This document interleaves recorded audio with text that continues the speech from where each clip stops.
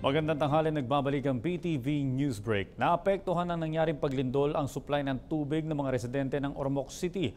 Ayon sa lokal na pamahalaan ng Ormoc, mahina ang tubig sa kanilang lugar bukod pa sa madumi ang lumalabas sa gripo. Magtatayuan nila sila ng emergency deep well o poso na gagana sa pamamagitan ng generator set.